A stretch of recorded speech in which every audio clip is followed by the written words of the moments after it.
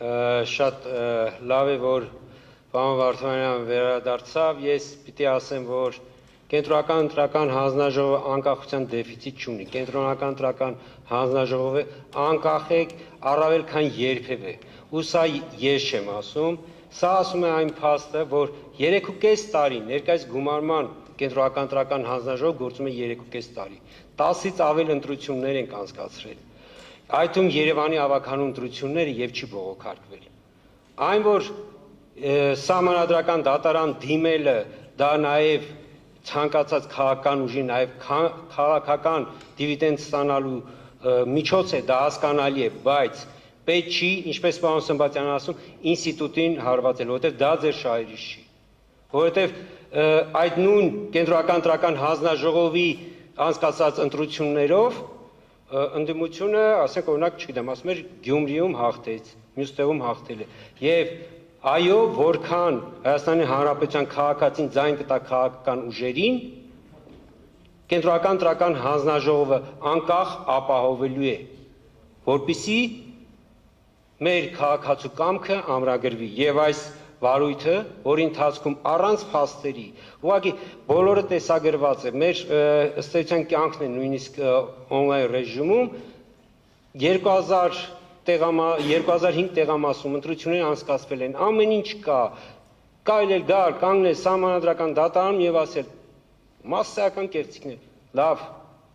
10 չէ, գոնե 5 փաստ, լավ, հասկանում եք, այսպես կարելի է ասել, բայց այդ ասելով որքան շատ ասեք, դա չի դառնում փաստ, բարձր դատարան, Կենտրոնական ընտրական հանձնաժողովի, Հայաստանի Հանրապետության ազգային ժողովի 2026 թվականի հունիսի 7-ի ընտրությունների արդյունքների վերաբերյալ 258 որոշումը իրավական եւ փաստական առումով հիմնված է եղել ընտրական գործընթացների համակողմանի գնահատման վրա։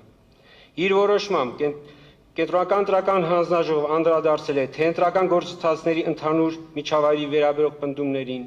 թե կոնկրետ ընտրական տեղամասերում արձանագրված հանգամանքներին, քննարկել է վարչական ռեսուրսի օգտագործման, քարոզչության, մեդիա միջավայրի, քվեարկության կազմակերպման, քվեների հաշվարկի,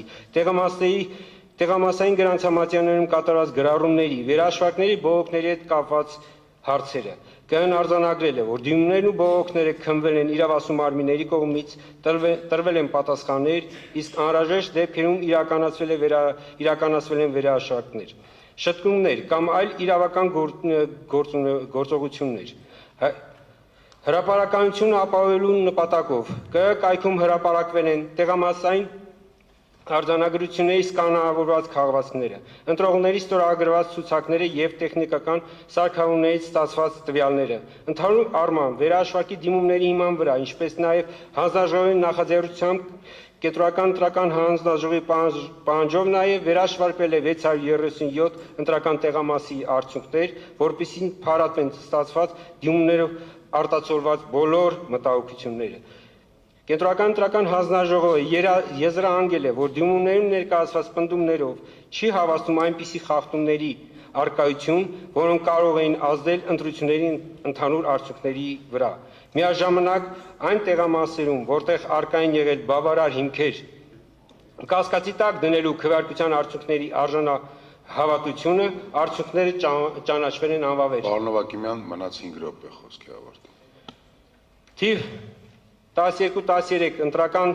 տեղամասի արդյունքները անվավեր են ճանաչվել, այն հիմքով, որ քվեարկության օրը ողջ ընթացքում բացակայել է ընտրությունների մասնակցող ազգային ժողովրդավարական բևեռ համահայկական կուսակցության թիվ 8 քվեաթերթիկը, թիվ 35 կոտորակ 65 եւ 10 կոտորակ 51 ընտրական տեղամասերի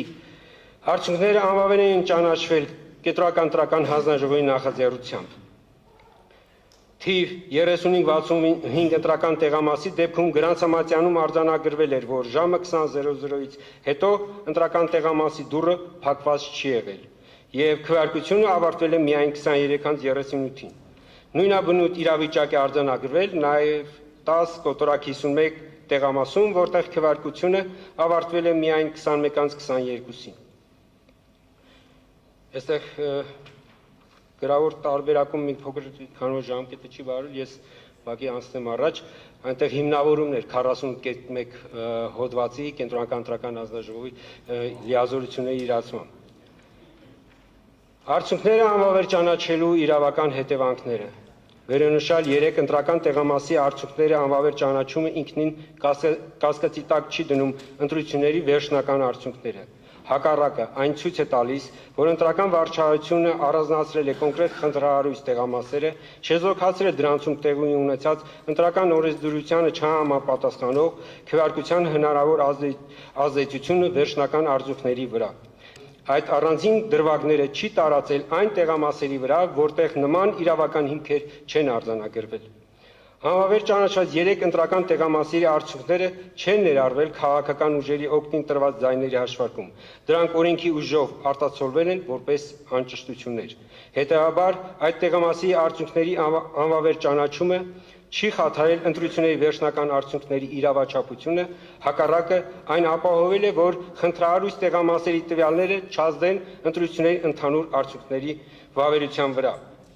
Բարձր դատարան։ Այս վարդի շրջանակներում անդրադարձ եղավ նաև հունիսի 15-ին իմ կողմից տարածված հայտարարությանը, այո, հայտարարությունը իրավական փաստաթուղթ չէ, այն միտված էր իրազեկել մեր հանրությանը, բայց միևնույն ժամանակ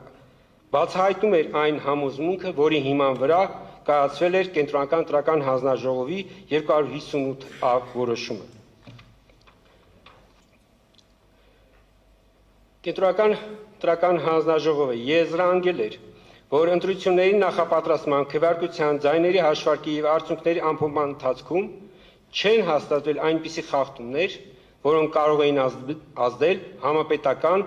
ընտրությունների վերջնական արդյունքների վրա։ Միաժամանակ կենտրոնական ընտրական հանձնաժողովը արձանագրել էր, որ 3 ընտրական տեղամասերում քվեարկության ընթացքում տեղի են ունեցել ընտրական օրենսգրքի կոպիտ խախտումներ եւ այդ տեղամասերի նկատմամբ կիրառել էր օրենքով նախատեսված իրավական հետևանքը։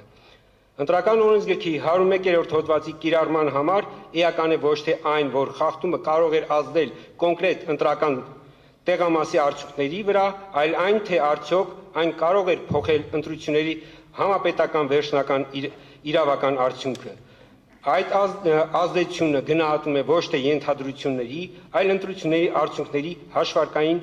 մեխանիզմի միջոցով։ Տվյալ դեպքում 3 անվավեր ճանաչված ընտրական տեղամասի մասնակիցների ընդհանուր թիվը կազմել է 3395։ Ընտրական օրենսգրքի 95-րդ հոդվածի 4-րդ մասի նախատեսված անցողիկ շեմի հաշվարկային հիմքից այդ թիվը հանելու դեպքում անցողիկ շեմը պետք է հաշվարկվեր 1.457.676 թվից 4%-ը բարձրաձակ թվով կազմելու էր 58.307.04, Բարգավաճ Հայաստան կուսակցության ստացած 58.287 քվեները կազմում են վերը նշված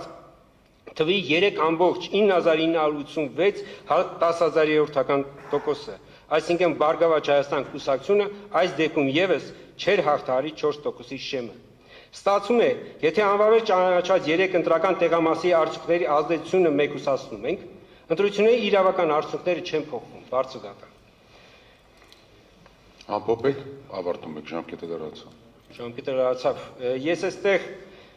գրավոր տեքստում նաև տակտիկական քվեարկության, նաև վերաքվեարկության ինստիտուտին էի